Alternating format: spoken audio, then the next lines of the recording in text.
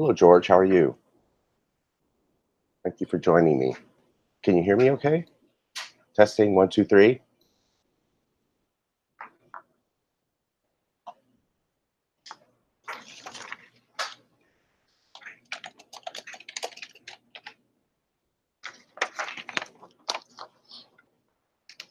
You guys can hear me okay? Testing, 1, 2, 3.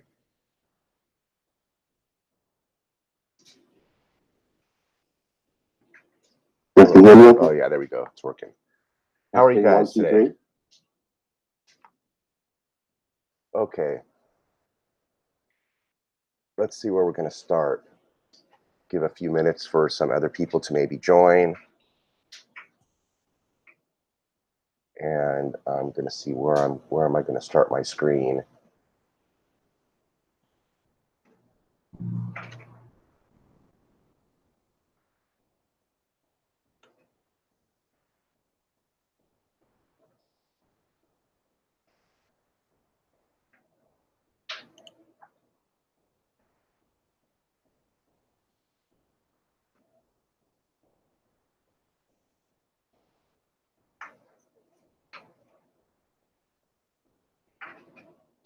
All right, let's see how that works.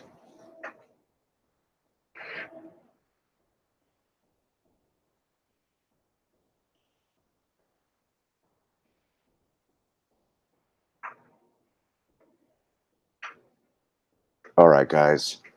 So I'm going to just get started. I did invite a few people to join me in the discussion if they are able to. I know it's a work day, but I was just eager to come out here and stream a little bit and discuss the new watch that I just purchased. It was completely off my radar. I had no intention of buying this watch, yet, you know, as we research and look and dig and crawl on the internet, it came before me and it popped out at me, and I had to pull the trigger on this watch. So, which watch is it?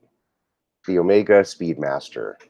Now, boy, I know this is a common watch. I know a lot of people speak about this watch, the man on the moon. I have tended to not want this particular watch. I've not really had any particular interest in it for quite some time because it just seems like a common watch, and I love the aesthetics of it. Um, However, there's just something that didn't appeal to me. I needed something a little bit more special out of this watch to draw me into it, and it looks like I found something to that effect to draw me in. Um, I'm not going to be a TGV rat, so let's talk about where I learned a lot about this watch, and we'll give them some credit, some due credit. Fratello magazine. This is a great magazine. Um, this gentleman, Robert Janbroer, wrote an article about the Speedy, a very extensive article, which I'm going to share with you today. We'll give him all full due credit. And we're going to go through his article because this article, to be quite honest, with a lot of other stuff I researched, um, um, helped me make my decision. But I thought this was a great article to share with you guys. If you are definitely interested in buying a Speedmaster, I really do think you would want to watch this video, especially if you don't know much about them, because I did a lot of, I did hours and hours of research on my own before I procured this watch. So let's talk about, you know, the easiest thing to do, to be honest, is going to be to kind of skim through this article. It'll kind of guide my discussion. So uh, the reference numbers. Take a look here to this yellow sheet on the right of my page. You see the yellow sheet here to the right of my page where there's a list of these numbers. Well, these are all the Speedies with the 0.022 reference number, which is the one we're going to be interested in. So if you look at this chart created by Roman Hartman, okay, This is a great chart. This chart by Mr. Hartman shows you the evolution of the Speedmaster, corresponding serial numbers, calibers, and case numbers referencing the year. So let's go through here. Basically, the area of our interest is going to be around the moon landing period, 1966 to 1971. This is our area of interest right here. And what you're going to notice here is the renowned 321 movement in this column has been used up until 1968 into this Moonwatch. And in 1968, they had switched to the 861 caliber. So this is where we start our understanding of what we're looking for. The 321 caliber movement, when it became the 861 caliber movement, why did they do that? Well, it was an improvement. It was a technological design improvement, very significant, as a matter of fact, such that that 861 is the basis for the current 1861, I believe it is, that's in there today. Does this go all the way? Yeah, the 1861. So you see here in 1997, they improved the 861 to the 1861. Look at that. You're basically looking at a 30-year period in which that 861 caliber survived. Pretty remarkable.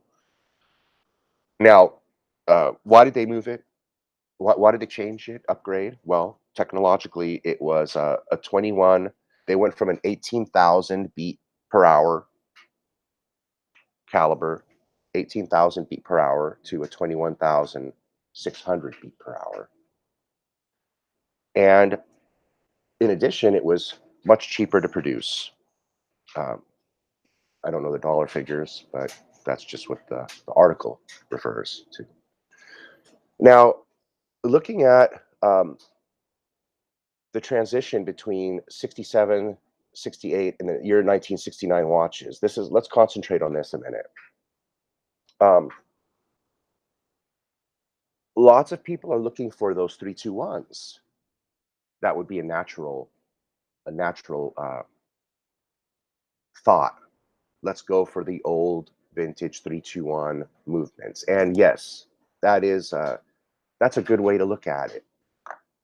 Going after those 321s that are going to be more scarce, harder to find. They're older. They were only produced through 1968.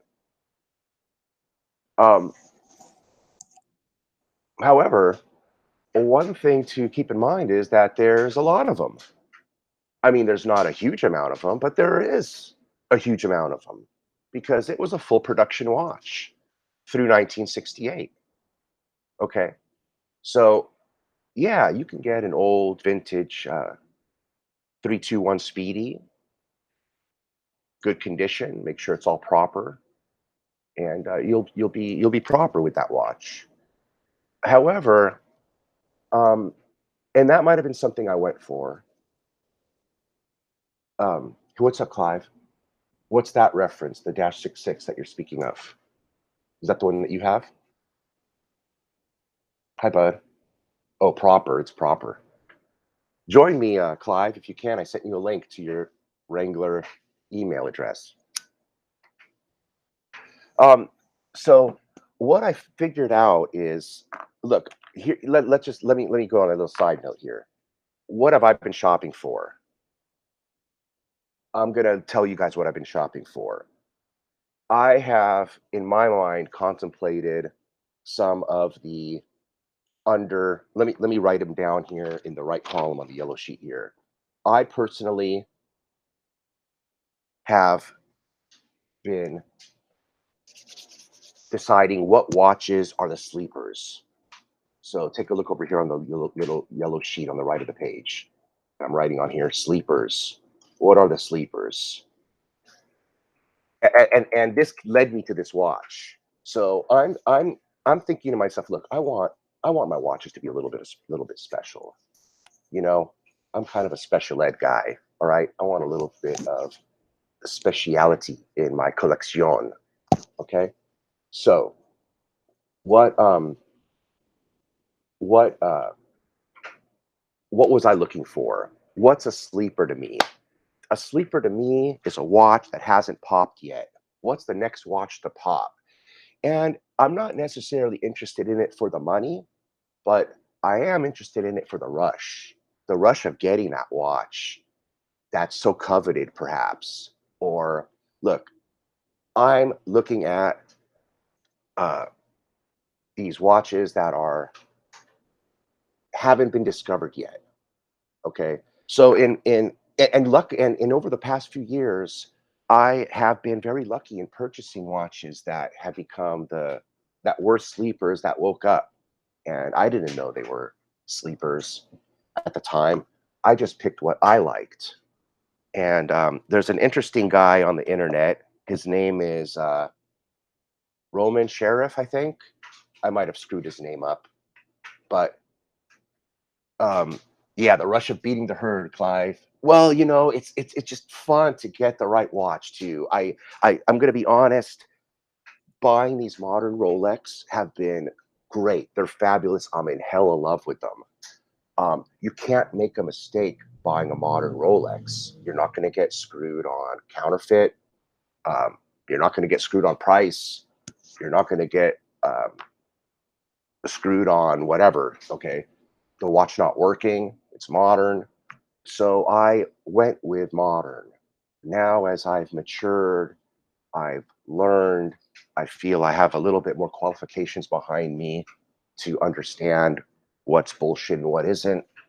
Um, I accidentally, the last couple of days, started discovering the vintage world, and I didn't realize how much fun it can be because it just sucks your ass in to research and research and research. And then when you start realizing all the different little nicks and knacks of the watch, and I'll tell you what's really cool is when you find the watch that has all the little nicks and knacks, like the one I found yesterday. It just, man, it just really, you know, puts a flame under your ass. Okay. So which watches have I been crazily stalking when I can't afford a watch? To be honest, I can't afford another watch, but I've been still stalking them. So let me write down the first one that I've been looking for. My first watch that I've been chasing was the Zenith Daytona, and more particularly the two-tone. Why? Well, everybody knows that the Zenith Daytona is hot to trot right now. I went and saw Kenny Nguyen a year ago, March of last year, 2018, to go have my Rolex sub-serviced, and he wanted a little too much, so I didn't do it there. And at the time, I was pulling the trigger on a 5196 Calatrava Patek, and that was already in my mind. I knew the watch I was getting. I'm pulling the trigger. At the time, I walked into Kenny Nguyen's shop, and when I walked into Kenny Nguyen's shop, he showed me a Zenith white dial Daytona mint condition for 17.8, and he tried to push it on me, and I didn't do it because I had that Patek 5196 in my mind at $14,700. How can you beat that? 14,007 for a 5196 Patek. So what the hell did I do? I got the Patek, but in hindsight, I wish I held off on the Patek and I got that white dial steel Zenith Daytona. It was all steel for 17.8 because now those are going for 24,000. So let's get back to the sleeper, the Zenith Daytona two-tone. I honestly believe if you can get one of these watches, for 11,000 without papers, for 12,000 with papers, 12,005 with papers, I really think you're in the money on that watch. It's the last Zenith Daytona that honestly it hasn't appreciated. That watch is, I mean, look, I don't give a damn if it's two-tone, three-tone, four-tone. made out of dog shit. It's got a Zenith Daytona in it, and it's a Rolex. That's all that matters to me. So, all the kids out there that are crying about two-tone, it's an old man's watch, it's ugly, whatever. You know what? Screw you. When that Zenith Daytona is worth $25,000 in a couple of years, you're gonna wish you bought it, and that's the bottom line. All right. So that was number one watch on my sleeper list. The number two watch on my sleeper list,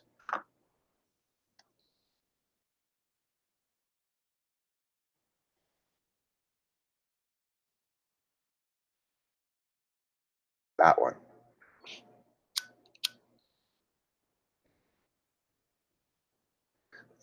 that Rolex GMT Pepsi Vintage. I believe these are, some of them have popped crazily, but what you need to understand and what I've been noticing, and I still got to get one of these, but what I've been seeing is that with the Rolex GMT Pepsi Vintage, is that the prime examples of this watch, meaning, what do I mean by the prime examples of this watch? I'm talking about, hey, what's up, Blue? Boy, all you guys got wrenches. I gave the main dudes wrenches, man, and you guys all have them because there aren't that many people in here. Um, why? What? The hell was I saying? The Pepsi. Um, the oh yeah, okay. So which ones have been bought up? Let's talk about this a second. Clive, which one of these? Which of the Pepsi vintages have been bought up, Clive? It's been the older reference models, the models with the best patina, and the models in the best condition. Okay, that's what I think. And so what's left out there is what we need to pick up. So if you see a Pepsi GMT that seems undervalued next to a peer GMT, maybe it's not the best year, maybe it's not the best condition, maybe it's not the best patina, maybe you know, but the thing is that I've been seeing these for, 12,000 bucks, 11, 12, 13, and if all of the other ones have already appreciated to 25, 35, the only ones left, guys, are these $12,000 pieces. Hey, what's up, Thomas? The only ones left, guys, are the $12,000, $13,000 GMT Pepsi pieces. All of the better pieces are gone. And that's not to say these pieces are bad. Shit, there's nothing wrong with them. I've got my eye on one for 13,000 right now, but I just can't pull the trigger because I just bought two watches yesterday. And I'm not going to talk about the second one right now because I got enough content here to talk about the first one. But yeah, my crazy ass bought another watch last night besides this Moonwatch. All right. And you guys are going to have a lot of fun with the next live stream I do with the next watch because it's out of the norm. It's up Vintiniers alley, and it's out of the norm for what you guys would get, what I would get. Um, and I think it's a sleeper as well. So these Rolex Pepsis, man, these are the next sleepers. Okay, all right, that's in my mind. Okay, what else? Um, what else? The next is the Omega Speedmaster, like what I'm going to talk about. So I think these are the next sleeper watches, and why? Same reason for the Pepsi GMT that it's gonna go up. All of the primest examples of the Pepsis, the primest examples of the Speedmasters have been fetched up and their prices driven up. We got to get the last ones that are out there. And trust me, they're still out there. They're still out there. And look, once the good ones, the best examples are all driven up in price and all attained and gotten, this is what's left, guys. And the prices are going to go up on these as well because that's all that's going to be left. All right. Um, thanks, Blue. Thanks, Blue. So let's look at the which one did I pick up? So I wanted to pick up one of the ones with the fewest production numbers, which made sense to me. So when I learned that in 1968 there was a transitional model, and the transitional model was the least produced watch. And if you look on the Roman Hartman's chart here, you can see here in the 1968 year, right here, that there's two model numbers, the 145012 followed by the 022. So the 022 is the newer model that came out, and it was the model that replaced the 321 motor with the 861 caliber motor. In 1968, they transitioned. So that's the year where they had to supply both watches. They're making the switcheroo here, going from one to the other. In 1968, specifically the first new 861 model that they made, the 145022 in 1968, was only produced for 9 months. 9 months. So it has the shortest lived production span of any of these Omegas, unless someone corrects me if I'm wrong.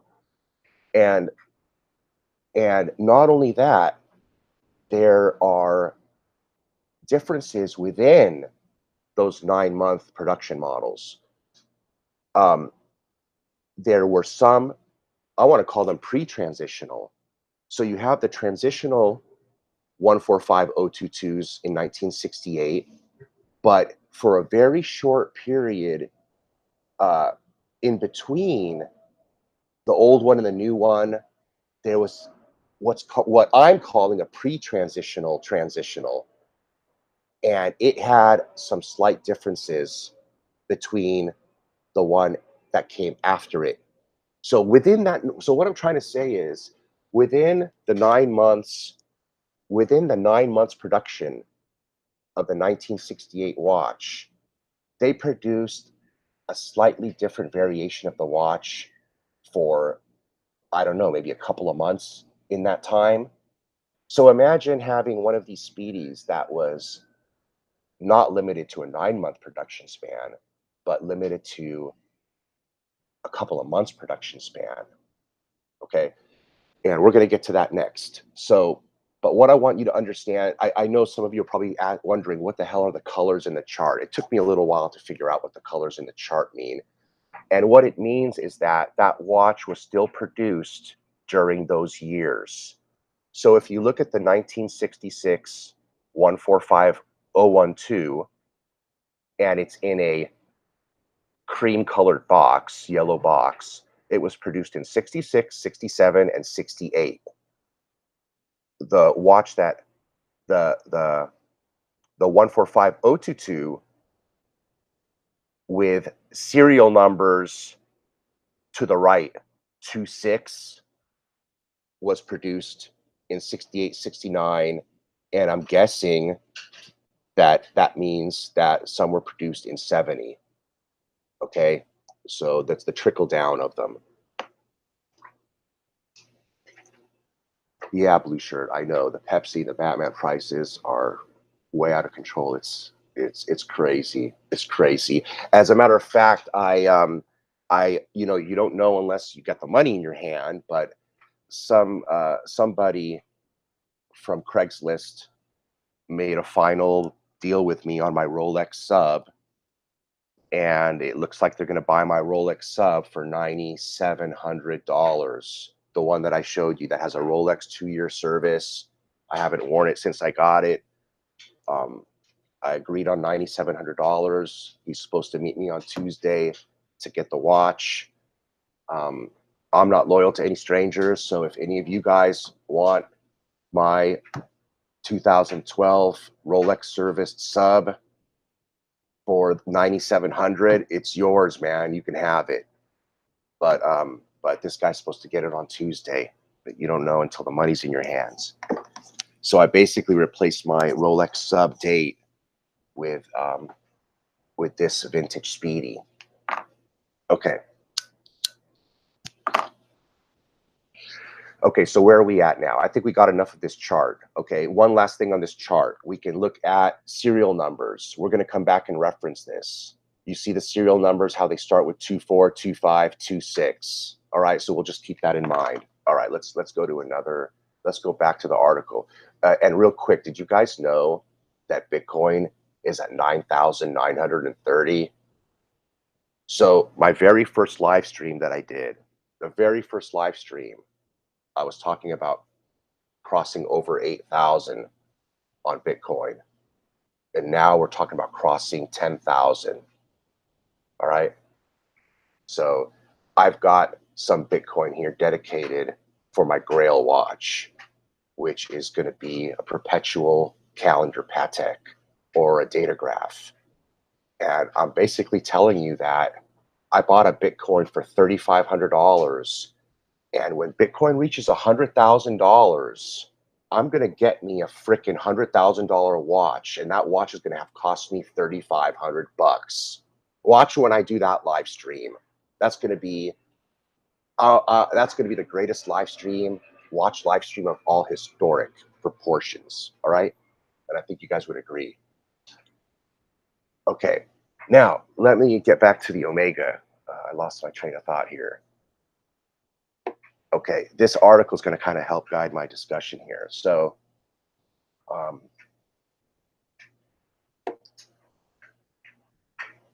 let's see here.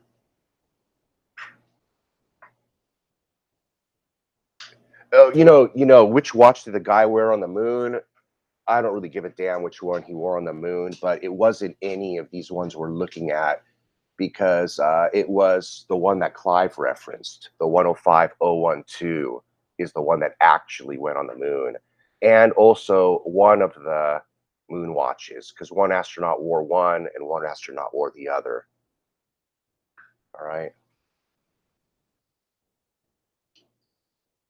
All right. You know what? I'm going to cut from the bullshit. Let's pull up my watch. Where's my watch at?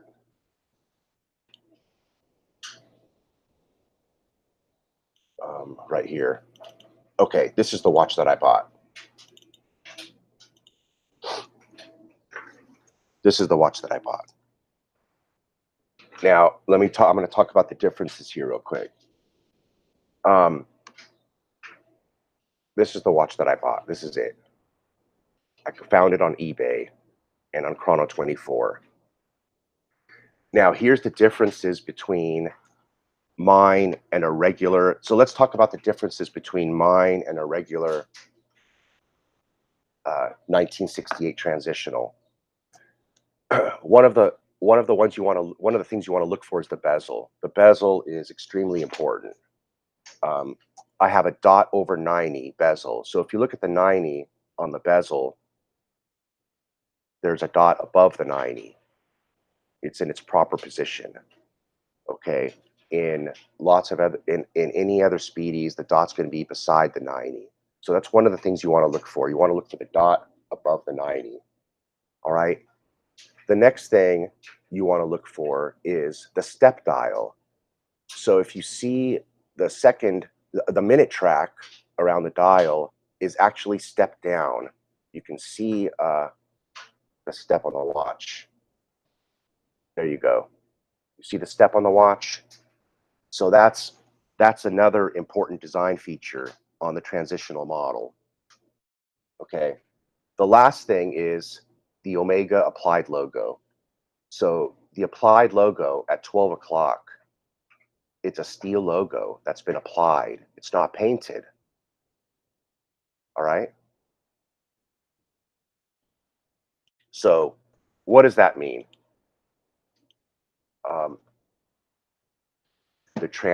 Only when I talked about these watches being produced for 9 months, this 1968 transitional model, only some of them got that applied logo. The rest of them are painted. There isn't an applied logo. So finding one of these Omega transitionals with an applied logo, to me, is a little bit more of a rare find. Okay, and to be honest, that's why I jumped on it.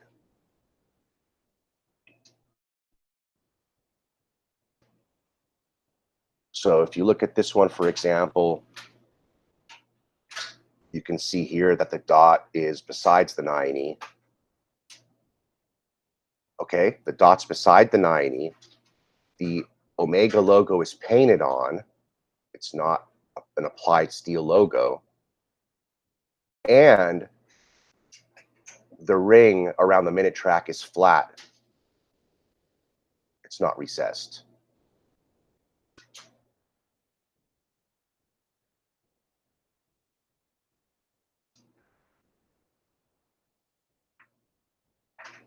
So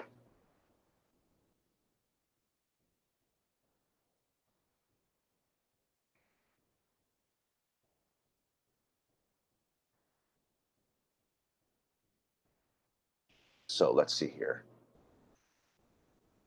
Okay, I'm going to kind of jump around a little bit. Serial numbers. Um, serial numbers were produced on the case back, but on the older watches, the serial numbers are on the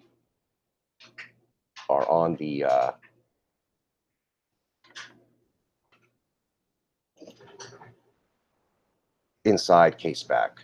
So if you look at mine here,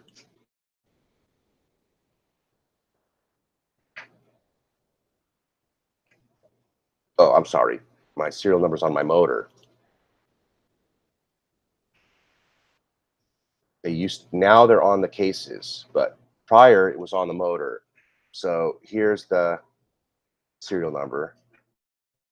You can see it here. It says 273-24589.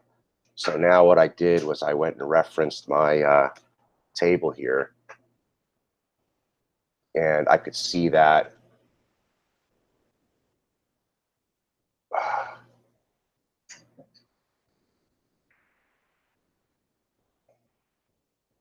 you can see it here on the corresponding chart. So 273 is what mine starts with, right? 273. So you can see here, here's a serial number, 273. 273 starts right here. Now, Clive, I was going to ask you about this, but I thought it was pretty simple explanation. Why does the one I bought, why does it have a serial number starting with 27 when it's a 1968 watch and the 27 refers to a 1969? Well, I don't think it matters, because you see how the orange box goes from 68, 69, and 70. So basically, those watches were produced and released throughout 68, 69, and 70. So I've got a 68 Transitional with an applied logo that, you know, it just so happened that they got in their warehouse the new movements, and one of them went in my watch, the 27 serial number, right? Fibers? Makes sense? I wouldn't assume that it's a service motor, because why would it have a serial number so early? If it was a service motor for some reason, then it would have a serial number that would probably be later than that. It just doesn't make sense anyway. It just makes sense to me that it is the correct corresponding piece. So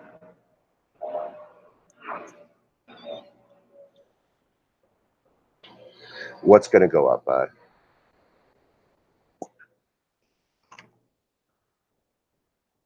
So let me see here. I kind of lost my whole mojo. Where am I at? Okay. I know where I want to go. Okay. So let's go here to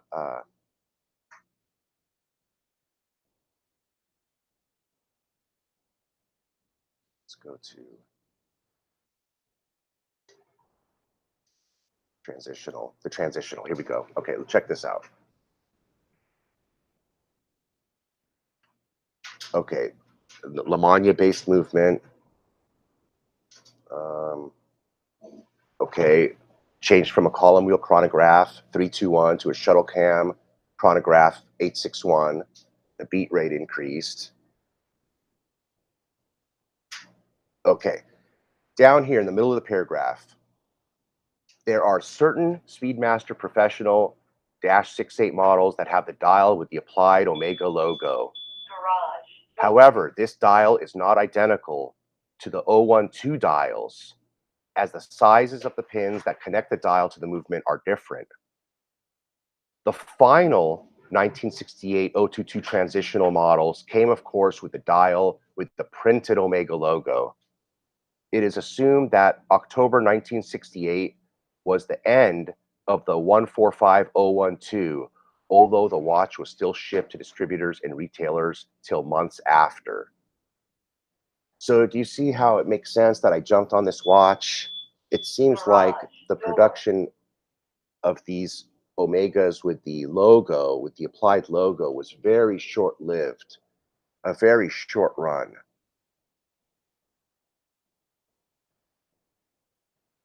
It goes on to say that some of the dials have a discolored or aged bezel that have turned chocolate brown. And if you look at those, they're worth $50,000. I mean, Bob's has one. Was it Bob's? No, European Watch Company has one.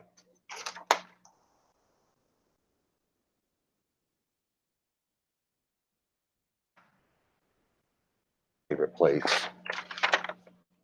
Look, European Watch has one right here. Okay, and it's $50,000. And why does it have a tropical brown dial? Because they used a crappy lacquer on the dial, which aged and turned brown and started peeling. And so it's damage. It's damage to the dial. And the damage to this dial, this bubbling lacquer, it's a bubbling lacquer. You see it? You see how it's bubbling? That bubbling lacquer raised the price of this watch to $48,500, okay? Now, this is a 321, 1967. So this is a year prior. You'll see that it has the applied logo. See the applied logo. It has the step bezel, and it has the dot over 90. So my 68 pre-transitional, okay, I'm going to call it pre-transitional because it has the applied logo, whereas the transitional does not have the applied logo. Mine is aesthetically close to this 012 model as you can get. It's the last homage to the prior model. So to me, I just kind of feel like I found a little diamond in the rough. Nah, fuck the new old stock, bud. Don't. And if you're gonna wear the watch, bud, why would you want to get new old stock if you're gonna wear the watch and depreciate yourself, 1,800, $1,600? Absolutely not, bud. If you're gonna wear it, get the cheaper one. If you're gonna stick it in the safe and never touch it again, then maybe get the new stock one. But I think you're eating up your appreciation if you buy the new stock one, buddy. Okay. Now, where were we here? Wait till we get to the bracelet. Okay.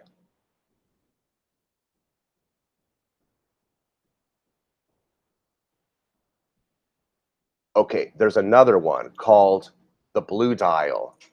Can you tell that dial is blue? I'll be damned if you can tell the dial is blue. I don't know.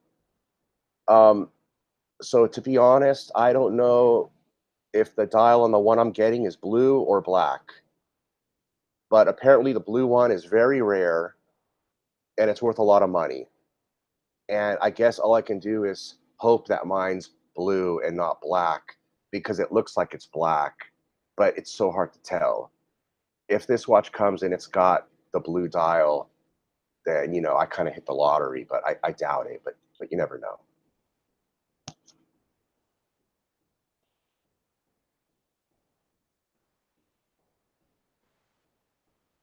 Where are we at? Where are we at? Where are we at? Oh, let me throw up a warning. A warning before I forget. Here's a warning to be careful about what you buy, and you should know what you buy. If you buy this Omega Speedmaster for $8,950, you're getting ripped off, because this is a 1967 012 model, and it doesn't have the dot over 90 bezel, and it doesn't have an applied logo, which is telling me it's a service dial. Why doesn't this 67 Speedmaster have a dot over 90 bezel? Because it's a service bezel. Why doesn't it have an applied logo? Because it's a service dial. Okay. And they're selling it for $9,000, man. I mean, you know, that watch isn't worth $9,000 with a service bezel and a service dial. Okay. So be careful what you're buying.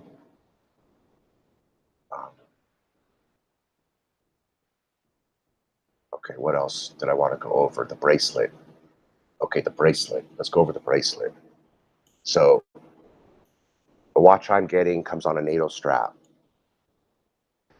I decided I probably want to have the bracelet with this watch. And so I researched the bracelets. And lo and behold, I couldn't believe it. I was shocked to see that the bracelets are $2,000 for this watch. There's a couple of bracelets that'll fit on here. There's the 1039 original, which they stopped producing in the 60s. And then there's the 1171, which will run about $600-700. And it's the replacement bracelet. Okay, so I found a guy on Instagram who is gonna sell me the bracelet for $1,500. So I think I got a good deal.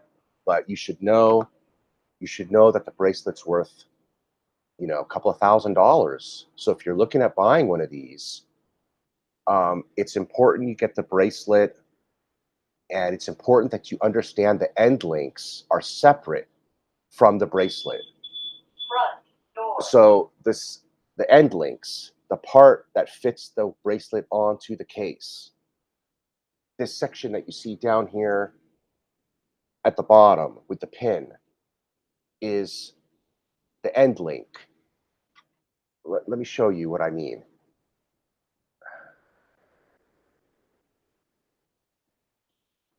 Okay, the end link. So look at this, for example. This son of a bitch is selling the end links for $1,000.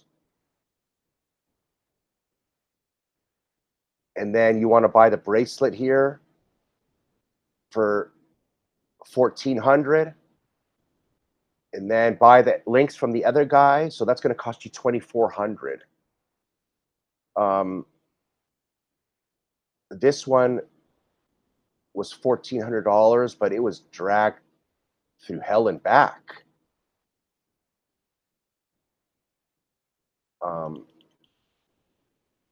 That one, actually, that one looked pretty good. There was another one here that looked like it was dragged through hell and back. Okay, so now that you know the bracelet costs, you know, this is the best one that I found from Ohio. Okay, $2,100, and it comes with the links. So now I found one on Instagram. So once I get the watch and I certify that the watch is authentic, etc., etc., I'm gonna jump on one of these bracelets. Why do I want the bracelet so bad? Because the bracelet wasn't produced after 68, 69, and as time goes on, that bracelet, I checked the history of the price on that bracelet, and in 2015 it was $500. So it's gone up 400% in 4 years. So in the future, you're going to be cost prohibited from buying that bracelet. It's just going to be priceless. It's going to be worth more than the watch. So nobody will sell them and nobody will buy them. You're just going to be stuck with what you got at some point. So I decided now's the best time to get the bracelet. Now, here's something else interesting that I want you two guys to understand. If you're shopping for one of these like me, okay, do you buy one of these bracelets for $2,100? Yeah, maybe so. I found one on Instagram for $1,500, and that's the one I'm going to go for. Okay, but let's say you're here at the $2,100 mark. Let's say you did not find one. This is going to be kind of important. Okay, so check out this, what I've come up with here. If you're going to spend $2,100 on one of these bracelets because you're missing one, I wouldn't buy the bracelet. I would buy the bracelet, but I would buy the bracelet on another watch. What I mean by that is, if you go to Bob's Watches, where are the Bob's Watches? They have one here for $5,500, and of all the 4 vintage Speedmasters they have, guess what? It's the only one that has the 1039 bracelet. You see that? See here it says 1039 on this bracelet? So you're getting a $2,000 bracelet on this $5,500 watch, okay? So what was I thinking of doing? If I didn't find the guy on Instagram for 1,500, or if it doesn't go through, then I'm going to buy this watch for 5,500. I'm going to take the bracelet, and essentially that bracelet cost me $2,000. This watch cost me 3,500. I mean, come on, guys. Where are you going to get a vintage Speedmaster 861 with patina like this?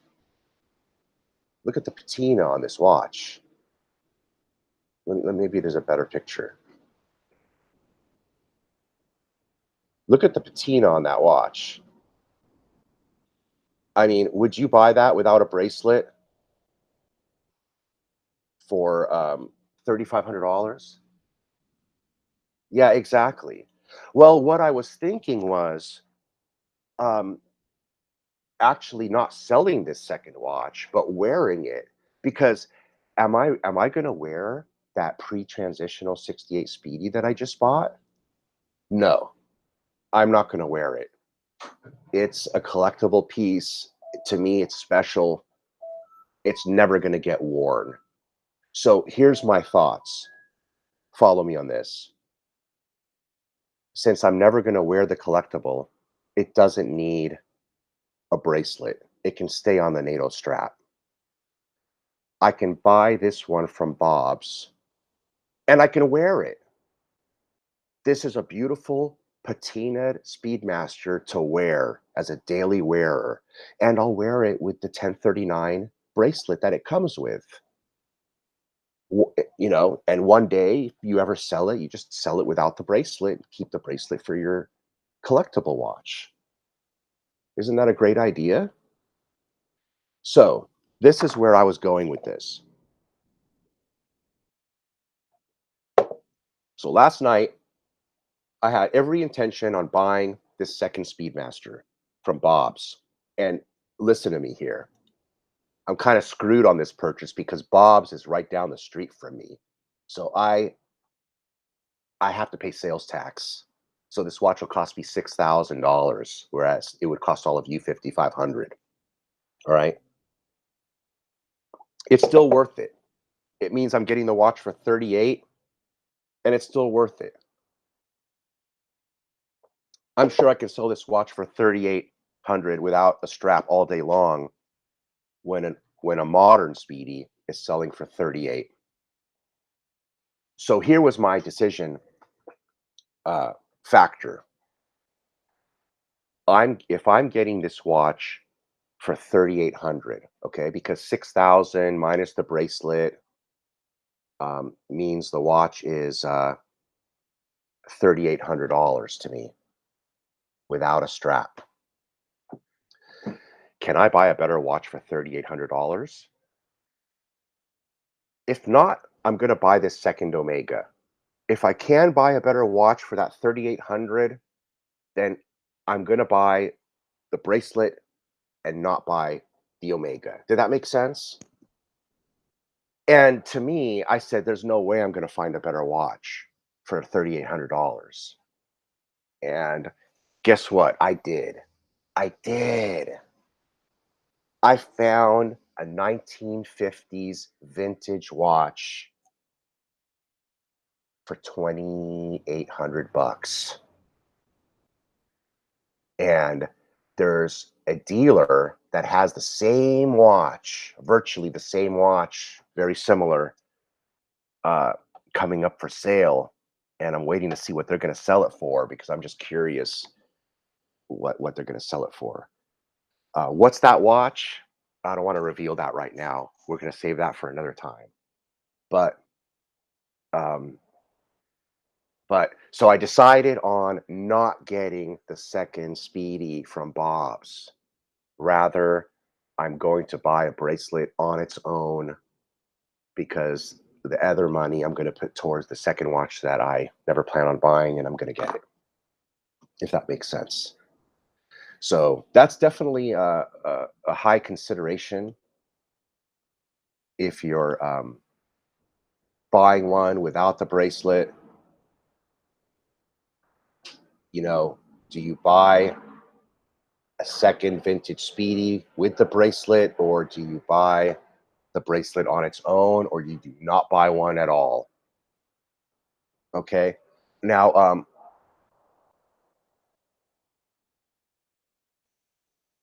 if you don't want the expensive 1039, then you can get this bracelet. And I'm going to pull it up on Bob's. You see this bracelet? It says 1171-1. So the 1171 bracelet is the bracelet that Omega produced to replace the 1039 bracelet. These replacement bracelets can be had for $700. So if you don't want to spend $2,000 on the 1039 Omega bracelet, you can spend $700 on an 1171. But if you ask me, as time goes on, I want my package to be perfect. I want my package to have the 1039 original bracelet because here's my reasoning. Right, blue shirt, here's my reasoning. 20 years from now, blue shirt Buddha is shopping for an Omega Speedmaster Transitional watch. Answer me this, blue shirt. You've got three watches all identical on the table to buy. Seller A, B, and C. Seller A, well, let's just say seller 2, A and B. One has a bracelet and one doesn't. Which one do you want? It's not a very hard question. The question is the question isn't which one do you need? The question is which one do you want? Between A and B, everybody's going to want the one with the bracelet. So you always want to, when you have a collectible, something special, you always want to be in the position where it's wanted more than the one next to it. Okay. That little extra want, trust me, will fetch more than the watch bracelet is worth. I mean, down the line, the difference between having and not having this bracelet isn't going to be $2,000, guys. It's going to be $7,000. Okay. I'll be able to sell this watch for $7,000 more than the next guy just because I have the bracelet and he doesn't. Okay.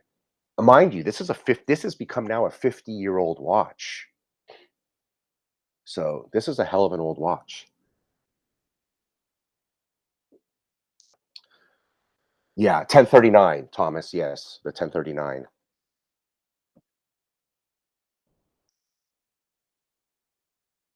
Have have any of you guys watching besides Clivers? Are you guys familiar with this Speedmaster watch? Did you know many of these little details that I pointed out? Okay, look, let me ask you guys your opinion on something. I want to ask your opinion on something. Let's look at this. The blue dial Speedmaster, which looks black. It's like a gray black. It's worth a lot of money, guys. All right? It's worth a lot of money. Do look at the picture of this watch and look at the watch that I bought. Tell me the fucking dial doesn't look the same color, man. Can somebody tell me, does my dial look black? Look at the one here in the third picture. Okay, I've got 3 pictures up here now. Tell me which one mine looks more like. The black one on the right or the blue one on the left? You know you know, I'm wondering if I hit a holy fucking grail here, okay? You know, I'm somewhat of an amateur watch collector, but do you think it's possible that I got a blue dial? Anybody? I'm gonna wait for an answer from some of you because I'm really beside myself when I'm looking at these pictures. I wanna tell myself I have a fucking blue dial.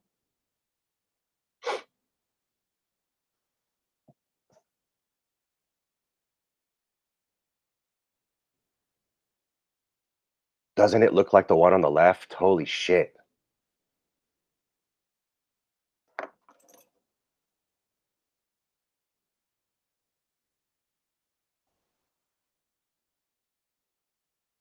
You can't see the difference. It looks the same, right, bud? Doesn't it look the same, bud? But when you look at the picture on the right, the third picture, the one that's set back, you can tell the difference. You can see that one is black, black as night.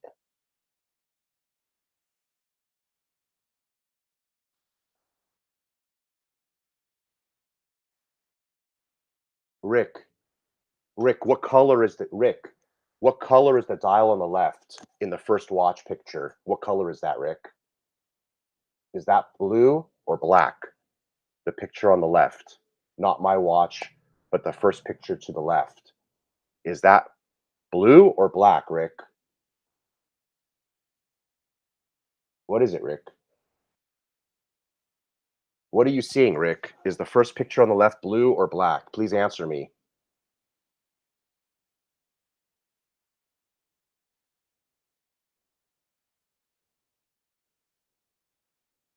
Okay, because the one on the left is the blue dial.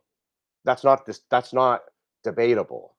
The one on the left is a picture of the blue dial. Okay? That's the blue dial. This one here, man. This is the blue dial. Okay? That's the blue dial. All right? And then here is mine. Here's mine. Can I make it bigger? Shit, dude. You know? Yeah, maybe it isn't, but you know, but maybe it isn't. Look, hey, you know, the chances are it's not, but what do I know? You know, pictures are hard to to me the picture's telling me it's like a 50-50, man. The one on the left has a slight tint of blue. Yeah. I can see that it's got a white look to it. When you step back, it's got a white look to it, whereas mine doesn't have a white look to it. But you know what that white look is, guys? That white shading, that white look, those white little splotches on the left one, that's the Hesselite crystal. That's the Hesselite crystal. It's not as clear as mine. So it makes it hard to tell. Yeah, you can't tell in the photo. It's hard. It really is. All I'm saying is, all I'm saying is I wanted to point that out to you guys so you know that there is a difference, and I'm crossing my fingers. I'm just crossing my fingers, you know? And I want to say, I just want to say, I think my bezel is in remarkable condition. Look at the bezel. It's in remarkable condition. It's in remarkable condition. The Hesalite glass, everything, the dial is in remarkable condition. Even I noticed the hands are patinaed, but I don't see any of the corrosion, which I gotta be honest, I hate the corrosion when you see the corrosion on the hands.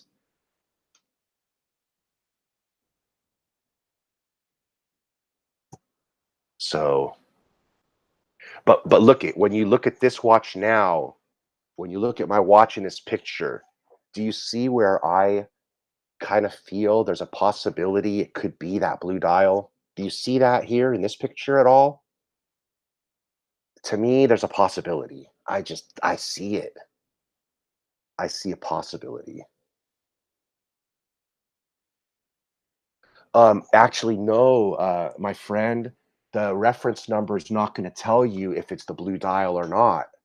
The reference number is the same. Same whether you have the applied logo or the painted logo. The reference number is the same. So you can see that I have the applied steel logo here, and I have the recessed minute track. So, so anyway, what do you think, guys? I mean, I think I really scored in this watch. I don't know how much you guys think it's worth. How much do you guys think this watch would be worth? Is there anybody who has an inclination as to how much this watch should be worth? Because if I take a look at let's talk about how much it could be worth. Because when I take a look at Bob's, good old Bobby Boys, okay, he has nothing similar. Really, he doesn't. The best watch he has is this one with a service dial. Let's not even look at it. You know, let's not even look at it. The best watch he has is a 321 67 model. I'm going to be honest, this isn't a bad watch.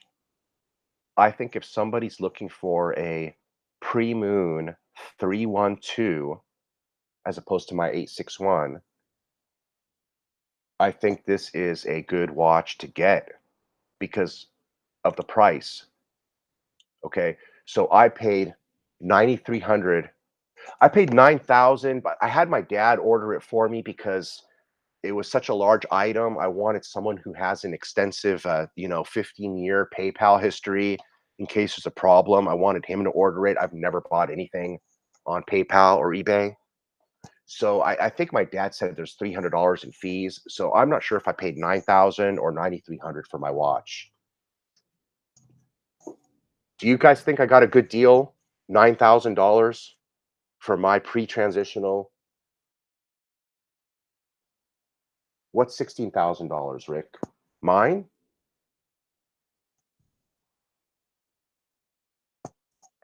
Well, look, if I go to Chrono 24 or I go to eBay and I type in 1968 Omega Moonwatch,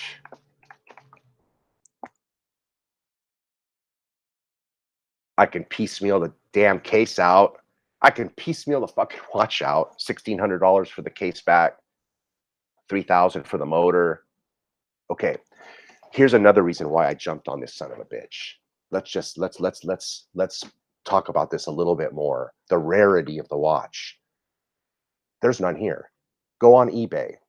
There are no 68 transitionals. I got the only one. Is another bus going to come? As Clive puts it, yeah, there'll be other buses, but you know what? Maybe there won't be. Okay. There's plenty of buses on produced watches, but on unproduced watches, um, no, no. Just like, what did I miss the bus on? I missed the bus on my all steel Zenith Daytona when I saw Kenny Nguyen offer it to me for $17,800. That bus came and left, guys. That bus came and left. You feel me? You dig it? That bus is never coming back. It's gone. Al Qaeda blew that bus up the hill. It ain't coming back. It's gone. So, you know, you have to know which one the bus will come back for or not. And this is what I'm talking about. At some point, the bus is not coming back on this watch. Did I get on the last bus?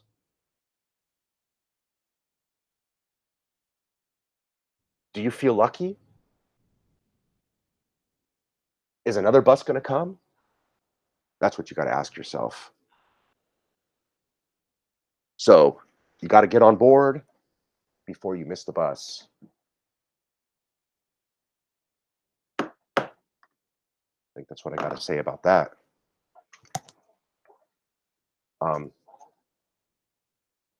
So eBay doesn't have any of these available.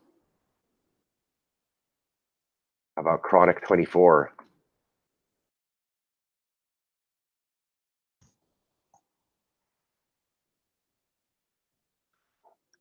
Omega 1968 Speedmaster.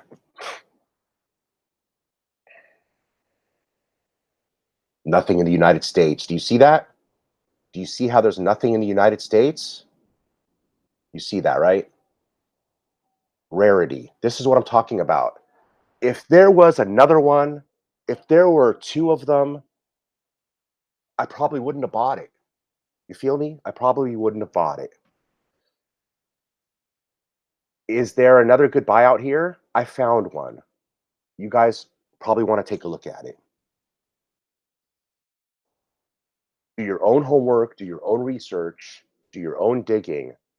But I found one, and I was deciding between the one I got and this one. And I'm going to tell you why I picked mine instead of this one. But I'm going to show you one here. So if one of you guys want to nab it, again, my caveat is I only know what I know. But this watch, to me, looks like it's a good watch. Let me find it here. It's the most expensive one, and it's in Venezuela, right here. I'm going to leave this up for a second in case somebody wants to find the listing. Basically, you want to type in Omega Professional. What do you want to type in? What did I type? I typed Omega Speedmaster Professional. Scroll down, and for $9,500, there's one from Venezuela. Okay. What is this? This is a 321 1967 dot over 90 with the 1039 bracelet. You see, it's got the 1039 bracelet. You see that? It's got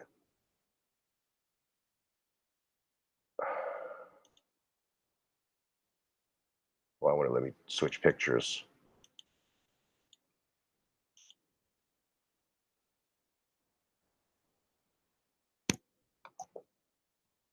Well, I want to let me switch pictures.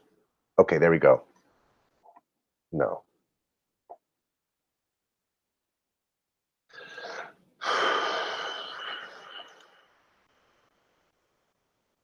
Switch pictures, come on. Okay. It's going to do this to me. Okay, so look at this watch. Look at this watch, guys. It's got the 1039 bracelet.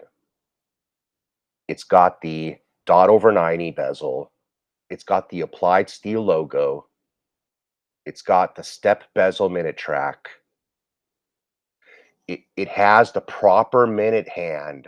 I didn't point this out, but if you look at, see the minute hand on this one here, the minute hand is different. It has a The minute hand is bolstered at the end with a triangle. Same with mine, okay? But one of the things you need to know on the older ones, they don't have that. They have a straight minute hand. You see that? So this watch is correct. This watch is correct. If you ask me, this watch looks good, man. It's got patina. The crystal looks good. Everything looks good on this watch, man. The only thing that turned me off on it was it looked a little dirty, you know, and it's in Venezuela. But it's got the bracelet. It's got the correct case back. It's got the correct 516 links. It's got the Omega emblem on the crown. It's all original. The corners look good. It looks to be unpolished, which is more important than it being clean. And I got to tell you, if you take a toothbrush to this and spend 2 hours cleaning it, it's probably not going to look so bad.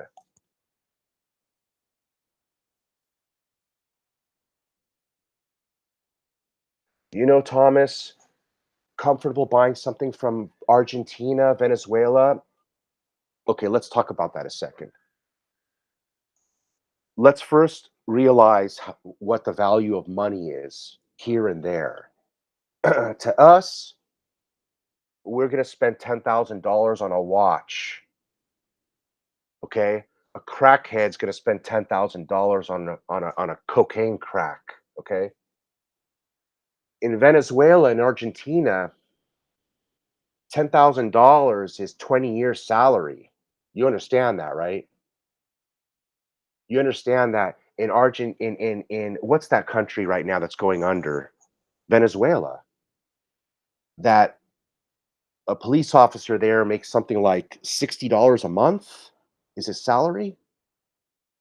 So somebody scamming you for a $10,000 watch in Venezuela, look, if they get that money and they get away with it, it's not only changing their life, it's changing probably 50 fucking people's lives that they know. It's a lot of money, man. They'll never have to work again. I'm being honest. That's how much $10,000 will take them over there in Venezuela. And if the son of a bitch puts it in Bitcoin, he's going to be the richest person in Venezuela in a couple of years. But but so that's something to consider. That's the first thing that comes to my mind is that if they get that money, they could give a shit less if police come after them or nothing because there's no recourse in a country like that. Your only recourse is with your medium of purchase, be it PayPal, eBay, what have you. Um, if as man, I don't see a problem with it as long as you can get your funds back from eBay or PayPal, and then what they say about buying the seller, which to be honest, I didn't even look at the seller here. The seller has 98% positive feedback. I don't know if that's good. Okay, there's the seller. Okay, I don't know if that's good. I'd ask my dad because my dad is an expert at this eBay shit. But as long as your medium of purchase protects you, man, Thomas, I don't think there's a problem with it. If you see something you want and it's worth it, the only thing that you're going to need to know is, depending on where you're at, what happens with the customs and the taxes. As far as I'm concerned, I'm kind of done buying shit from out of the country because I bought some computers. Um, I bought some Bitcoin mining computers from China, and man, the customs reported the sale to the state tax board, and the state tax board hit me with $5,000 in taxes, sales taxes, and penalties and interest. Those bastards. You know, I'm not buying anything international anymore, uh, just so I don't have to give them any money. You know, so that's definitely a consideration. Well, there you go. Blue Shirt says you don't want anything less than 99% positive feedback. So how does that affect your decision in purchasing this watch? I don't know, but here's another thing to consider. Uh,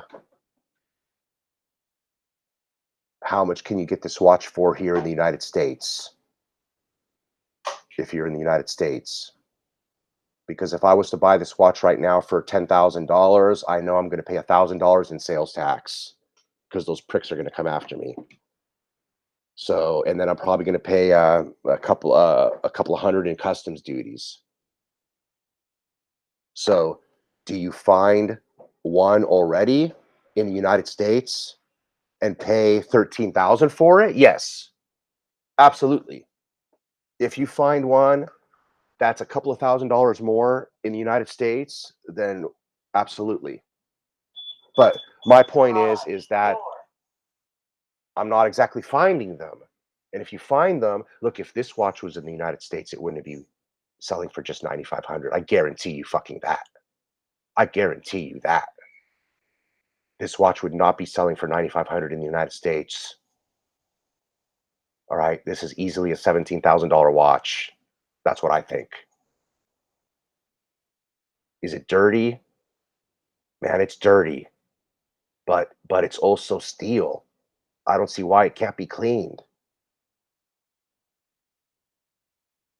I've bought one watch from Europe.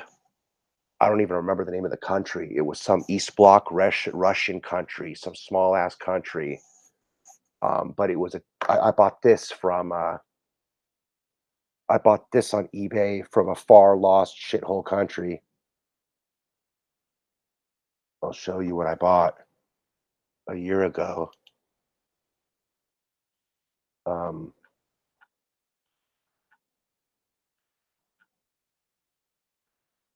What's it at?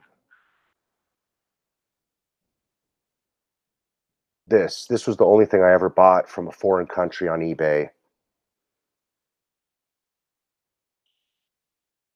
I bought a Heuer Swiss 1950s vintage pocket watch.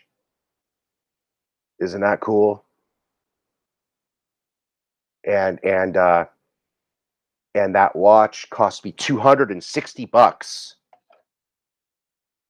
Isn't that cool? Now, I wasn't going to cry if I lost my $260, and that's why I got it. And I fell in love with this little pocket stopwatch. It's a decimal timer. So look, I bought it because the Olympics were going on, and when you time an Olympic event, it's not a regular stopwatch. You can't use a Daytona to time an Olympic event. Did you know that? And all Olympic events are timed in decimal time. So this is a decimal stopwatch. Okay.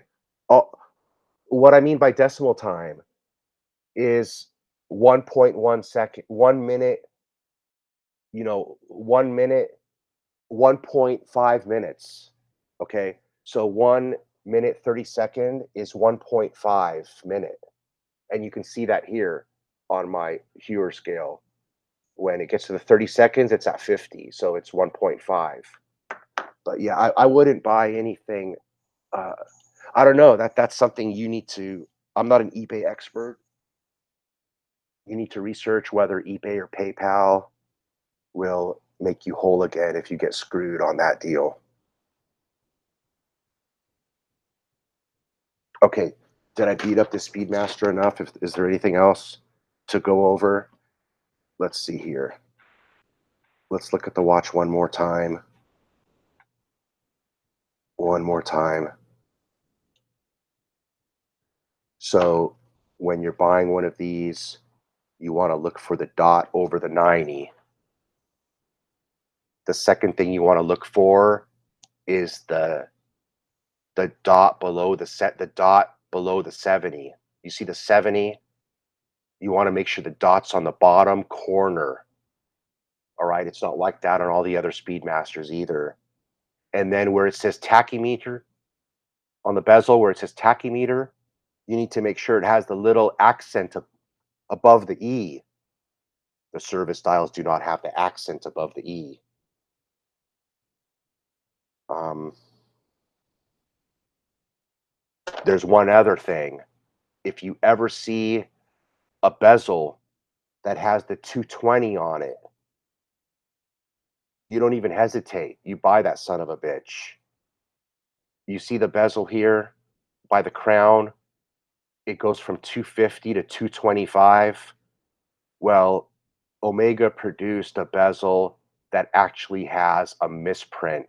And instead of 225, it says 220. And it's a misprinted bezel. It's called a 220 bezel. If you find that, you don't even take the time to ask somebody. You just buy that son of a gun.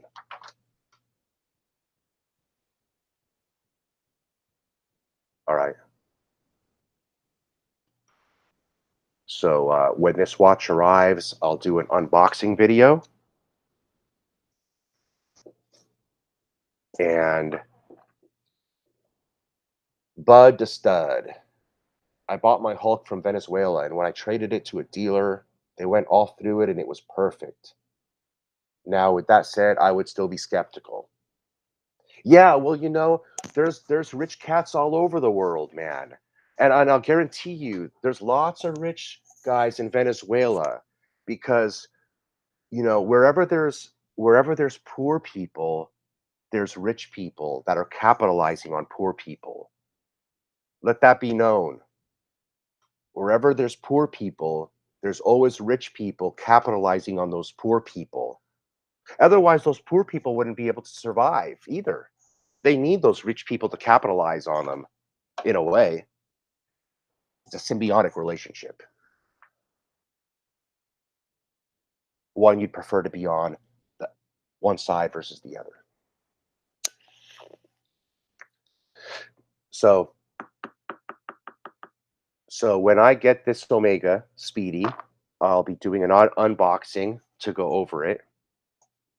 I do plan on taking this watch to what I'm going to do is I'm going to take this watch to Bob's Watches. I do believe I can pay them a fee to authenticate it and give me a Bob's certification.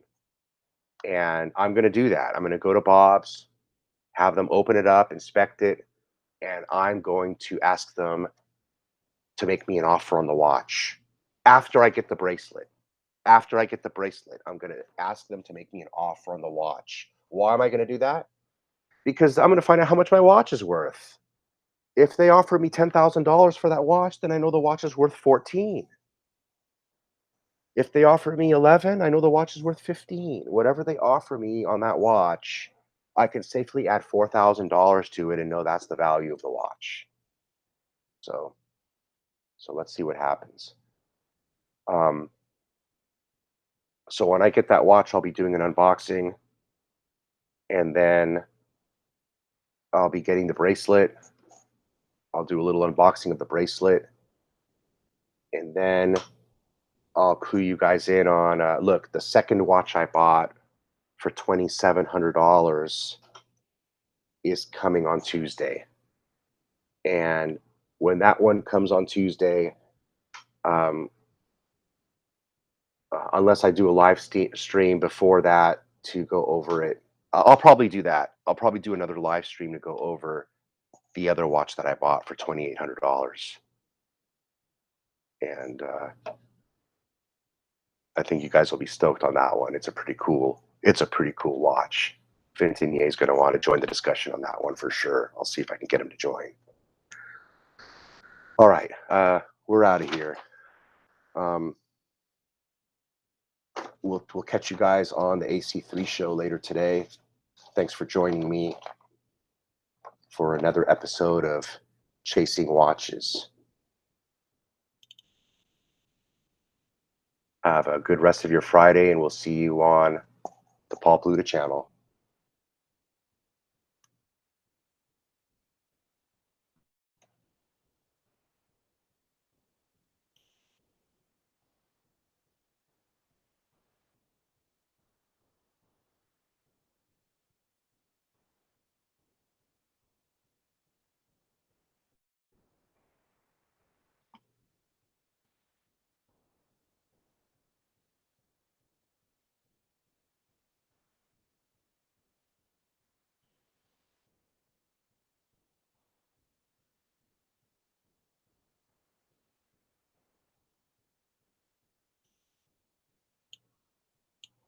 Well, you know how it is. I'm new at this, so I'll be damned if I know how to end the live stream.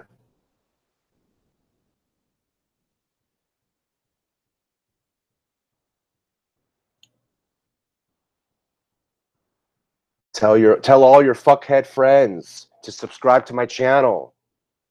I should have taken Archie up on the offer when I was on there one of the last times. He said, "Tell everybody about your channel." I could have probably had 1,000 subscribers, but I'm kind of a little shy. I don't want to really have a whole bunch of fucking people watching me, man. I kind of like it when it's a small group like this. So we'll see. Next time I go on there, I'll let them know to tell everybody, and the fuck if I can figure out how to end the stream. I don't know how to end this shit, man.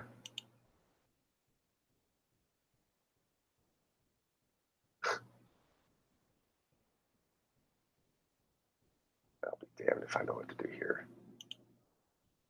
Fucking end the stream.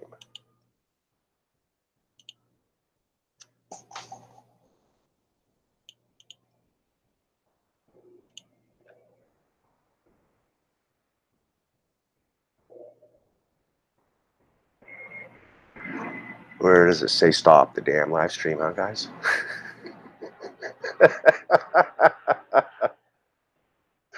Ay, mama. Fuck you in the stream.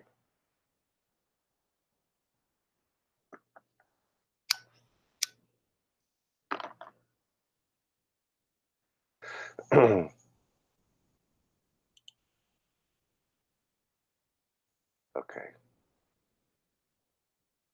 I'll be honest, I have no goddamn clue how to end this shit.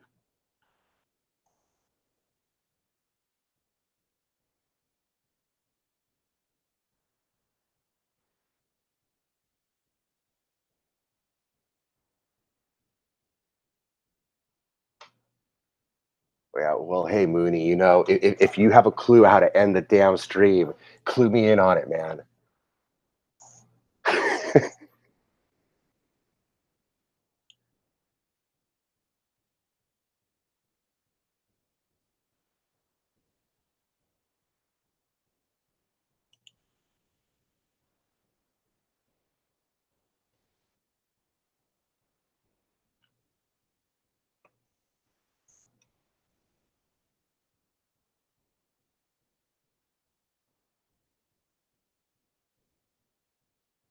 Haha, I found it.